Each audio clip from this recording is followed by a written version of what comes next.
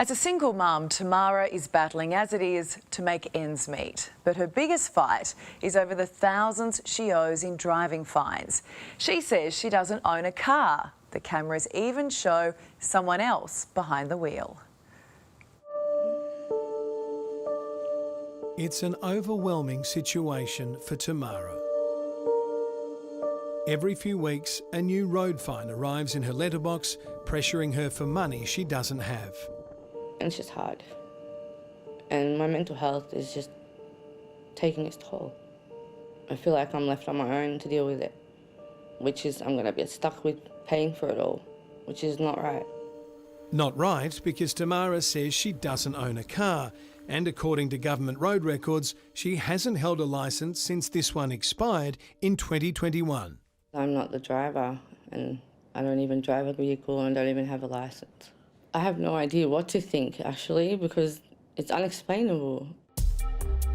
And yet Tamara finds herself caught beneath a flood of fines, with authorities demanding thousands of dollars.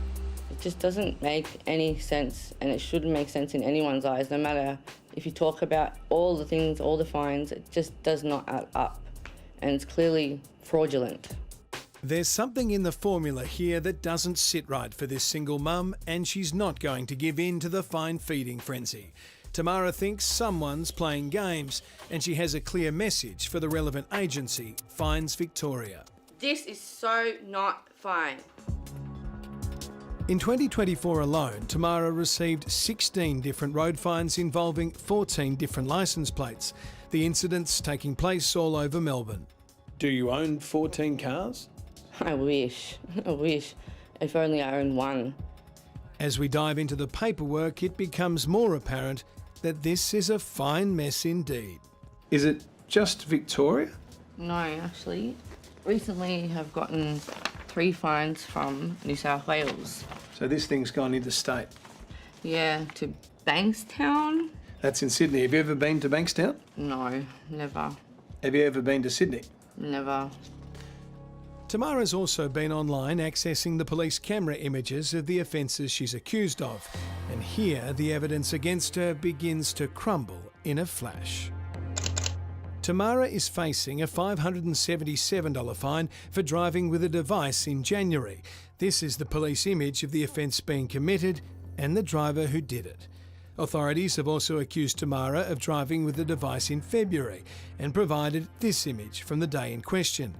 In April, Tamara was fined $560 for not wearing a seatbelt, with this photo recorded as evidence. And then last month, another fine for driving with a device, and yet again another photo where the person driving the car isn't Tamara. Clearly I don't have a beard, and the person in the picture is a male in a couple of them, so anyone with eyes can see it's not me. We showed the images to lawyer Justin Lawrence from Henderson and Ball. Tamara is a 32-year-old woman. Does the driver look like a 32-year-old woman? If that's a 32-year-old woman, I'm a banana. There is no way known that's a 32-year-old woman. Justin's advice to Tamara is to keep fighting. I think the first thing you say is I'm not going to pay it, and I'm going to let you prove that I am at fault. So there is a system glitch there somewhere, and she's entitled to challenge those fines. Does this case potentially call into question the veracity of the system? And there's no doubt about that, because I think the system relies on the information that it has.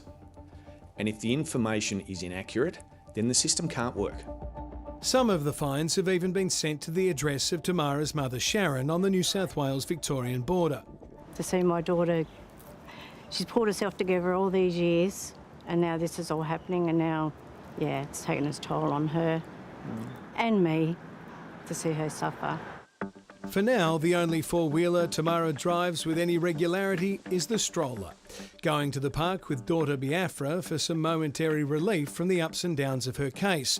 And it's by the swings that Tamara reveals another factor that might be at play here. Were you caught up in a data hack? Yes, I received an email that stated that my information was leaked in the Optus data breach in 2022. Really? Have you thought about whether that could be part of this whole situation? It could be a big possibility.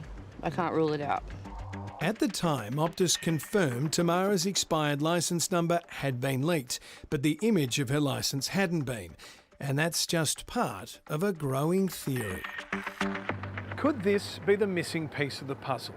When a fine is sent out in Victoria, it comes with a nomination statement, allowing the person who received the fine to nominate another driver as being responsible for the offence, so long as they have their name, address, date of birth and licence number.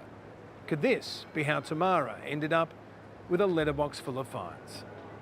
Today, Tamara took an important step forward, attending the local police station with evidence to clear her name and report a potential case of stolen identity.